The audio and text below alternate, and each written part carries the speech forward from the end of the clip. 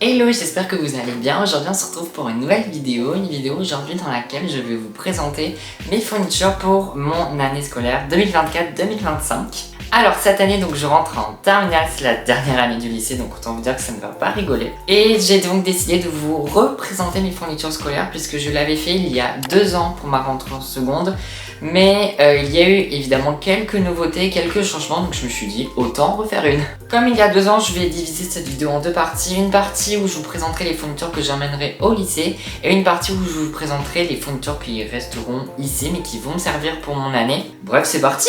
On va donc commencer avec les fournitures que j'emmènerai au lycée. Alors déjà, évidemment, on va commencer par le sac.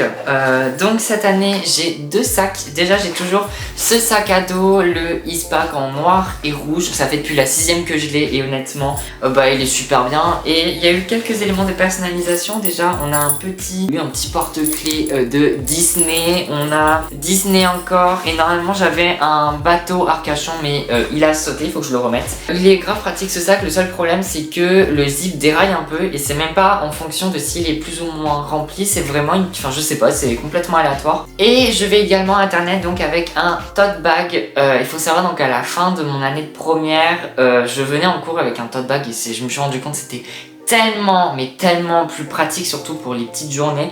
Donc je prendrai un tote bag seulement quand j'aurai évidemment des petites journées, donc pas énormément de choses à prendre, donc ce sera celui-là. Je me croirai en vacances, mais c'est pas grave, j'ai envie de dire, les vacances continueront même en septembre. Ensuite, au niveau de l'organisation, je vais utiliser plusieurs choses, mais déjà évidemment, on a l'incontournable agenda cette année, donc je repars sur un agenda classique comme en première, comme en troisième, comme en quatrième, bref je crois comme pour toutes mes années sauf en seconde. En seconde, j'avais fait mon propre agenda, là cette année je repars sur un agenda l'étudiant original.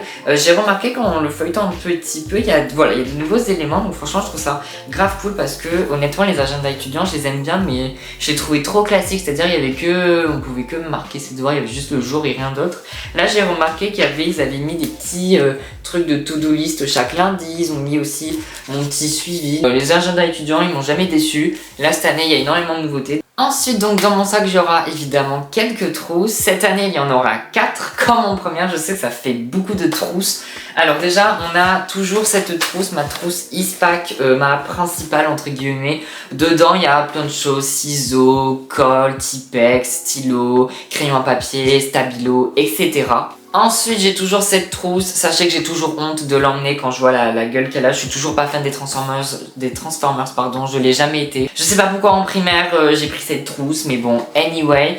Et dedans, il y a tout ce qui est crayon de couleur et feutre. Ensuite, on a cette trousse Animal Crossing qui est juste trop mignonne, dans laquelle je stocke tout ce qui est Stabilo .88 et 2-3 Stabilo .max. Je sais qu'en seconde, je faisais déjà ça, donc ça n'a pas changé, c'est tellement pratique. Et enfin, on a cette nouvelle trousse qui n'était pas là en seconde, dans laquelle je stocke des stabilos qui ont pour pointe une sorte de plume. Donc ça, pour faire vraiment des titres en calligraphie, c'est tellement pratique, surtout que vraiment il y avait des cours genre en maths cette année. À chaque fois qu'on commence un nouveau chapitre, j'avais vraiment le temps de bien faire mon joli titre, tout ça, ça en impressionnait plus d'un à chaque fois, mais voilà.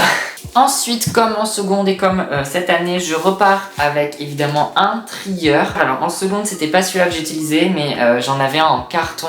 Et la différence, c'est que je ne prendrai pas de bloc-notes, mais j'aurai tout simplement à chaque fois un bloc de copie double dans mon trieur. Voilà, ici, tout à la fin, il y a un rabat et en fait, dedans, je mets des copies doubles parce qu'en fait, je trouve ça tellement plus pratique pour prendre note, encore surtout les cours où il faut prendre des notes, où t'as pas le droit à une interruption, une pause, je déchire, attendez, je prends une feuille dans mon bloc-notes.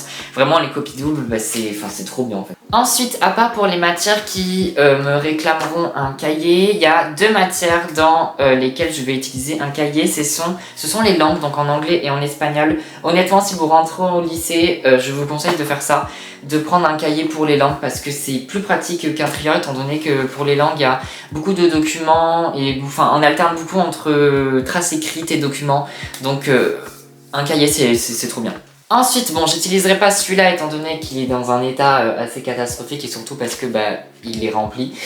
J'utiliserai un cahier de brouillon, ça juste c'est bien, c'est pratique à avoir, genre notamment quand je fais mes petits DM ou des petits exercices qu'on nous demande de faire que je mettrai pas dans le cours, enfin c'est toujours le genre de truc à avoir bien pratique. Ensuite, comme en seconde, j'ai 2 pochettes cartonnées. On a cette première pochette cartonnée dans laquelle je mets tout ce qui est papier administratif. Ça, mais vraiment depuis que je fais ça, enfin je fais ça depuis la 3e. Mais c'est tellement pratique, ça se mélange pas avec les feuilles, enfin franchement je vous conseille de faire ça et ça évite au moins que votre carnet de liaison soit rempli. Je déteste ça en plus. Et on a cette deuxième pochette cartonnée. Alors j'avoue cette année, je sais pas si je vais en avoir grande utilité, mais dedans je mets tout ce qui est équerre, plein de feuilles de différents formats.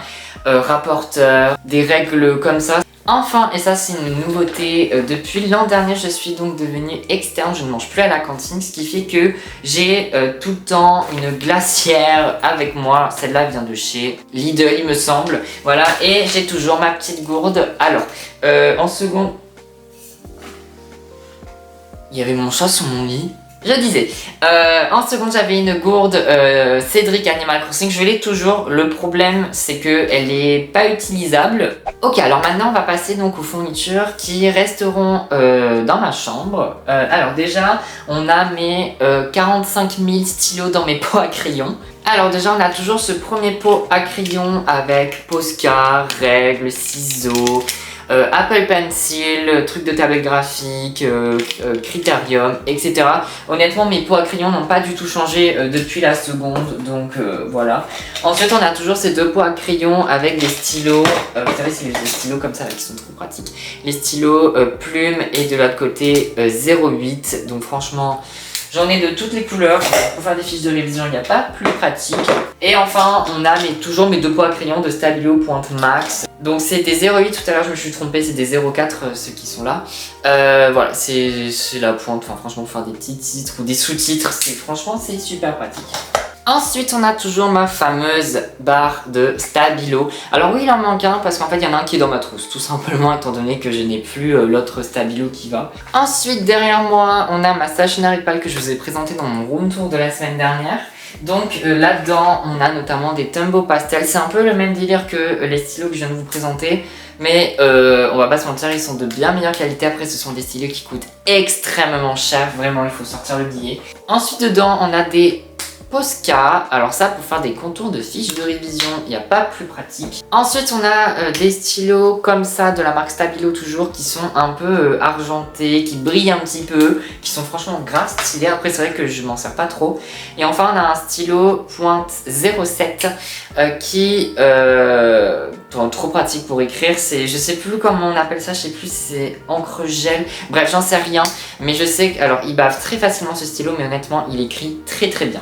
Ensuite on a toujours mes fameux post-it de toutes les couleurs pour noter des petites to-do list, des petits trucs à retenir, des notions, enfin franchement toujours, ça sert toujours. Ensuite évidemment on a toujours les iconiques fiches Bristol. Alors cette année j'en ai de toutes les couleurs, rose, vert, jaune, bleu et blanc. Franchement c'est trop bien, surtout quand vous voulez faire des fiches à thème. Et évidemment j'ai toujours le classeur de fiches Bristol qui va avec, c'est toujours le même, qui vient de chez Bureau Vallée. Et enfin pour terminer avec ma petite stationery pile, on a un petit masking tape. En fait j'ai un petit tiroir où dedans il y a plein de petits stickers, de petits trucs comme ça. Ensuite, alors ça franchement c'est toujours pratique à avoir, mais c'est vrai que est-ce que c'est vraiment pour le lycée, je ne sais point, mais toujours avoir du scotch sur son bureau parce que c'est, voilà, toujours pratique à avoir. Ensuite, en termes d'organisation, on a mon bullet journal évidemment, dans lequel notamment je fais des petits calendriers comme ça. Avant, je mettais mes calendriers sur mon tableau, mais c'est vrai que maintenant je les fais dans mon bullet journal. D'ailleurs, je vais bientôt faire une vidéo complète sur le bullet journal, donc n'hésitez pas à vous abonner si ce n'est toujours pas fait. Ensuite, toujours pour rester dans le délire de l'organisation, on a ce weekly planner qui vient de chez Amazon, et dedans on a des petites pages comme ça en fait pour noter sa semaine, et en haut des petits objectifs, des choses à faire, des idées, des trucs urgents, des notes. Enfin, franchement toujours pratique à avoir. Après c'est vrai que je m'en sers pas souvent. Ensuite, comme je l'ai dit il y a 2 ans, ce n'est pas obligatoire évidemment d'avoir ça, mais c'est toujours pratique à avoir, c'est-à-dire une perforatrice. Alors là, celle-là, elle est extrêmement lourde et extrêmement chère aussi. En fait, celle-là, c'est pas qu'une simple perforatrice, on peut relier aussi. Enfin, voilà, une simple perforatrice fait extrêmement l'affaire, mais c'est toujours pratique à avoir, notamment pour ranger ses cours dans les classeurs quand les profs nous donnent des feuilles qui ne sont pas perforées. Et enfin, comme la dernière fois, je vais terminer avec tout ce qui est numérique, parce que moi, je fais beaucoup de fiches au numérique, surtout pour le bac de français. Franchement, On n'a pas le temps avec le bac de français, surtout vu la quantité de fiches qu'il faut faire. Donc franchement, le numérique nous sauve. Donc j'ai toujours mon petit iPad de 8ème génération. Franchement, grave pratique. Le seul problème, c'est son stockage. J'ai pas beaucoup de place dessus. Et j'ai toujours mon petit ordinateur qui m'aide dans la réalisation de mes fiches, dans l'organisation et aussi dans la réalisation de mes vidéos. Mais voilà, je pense que c'est la fin de cette vidéo. Je pense avoir fait globalement le tour de toutes mes fournitures, de toutes les fournitures que je vais utiliser cette année. J'espère donc vous avoir donné des idées de fournitures ou vous avoir éclairé en ce qui concerne l'organisation. N'hésitez pas à mettre un petit commentaire, un petit like, ça soutient toujours. Normalement, je vous retrouve donc mercredi prochain à 16h. Et puis moi, je vous dis bye bye.